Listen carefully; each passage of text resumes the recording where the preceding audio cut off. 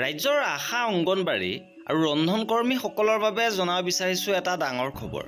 শেহতীয়াভাৱে এক বিশেষ কাৰ্যসূচী লোৱা হৈছিল, য'ত আশা অংগনবাড়ী ৰন্ধনকৰ্মীসকলৰ দৰমহা বৃদ্ধি লগতে আন কেইবাটাও দাবী সন্দৰ্ভত প্ৰতিবাদী কাৰ্যসূচী লোৱা হৈছিল।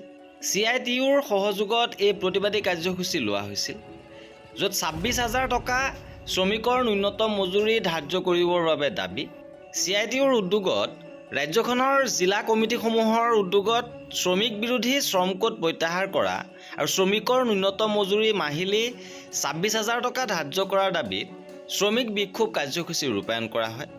আৰু এই কাৰ্যসূচীত ভাৰতীয় শ্ৰম সন্মিলনৰ 45 সংখ্যক সভাৰ সিদ্ধান্ত অনুসৰি অংগনবাড়ী কৰ্মী সহায়িকা, ৰন্ধনকৰ্মী, আশা কৰ্মীক শ্ৰমিক হিচাপে স্বীকৃতি দিয়া আৰু মাননিৰ সলনি মজুৰি দিয়াৰ ব্যৱস্থা কৰা, সমান কামৰ সমান মজুৰি আদায় দিয়াৰ উচ্চতম ন্যায়ালয়ৰ ৰায় প্ৰয়োগ কৰি অসমৰ ঠিকা শ্ৰমিকৰ মজুৰি অতি শীঘ্ৰে নিৰ্ধাৰণ কৰাৰো দাবী উত্থাপন কৰিছে।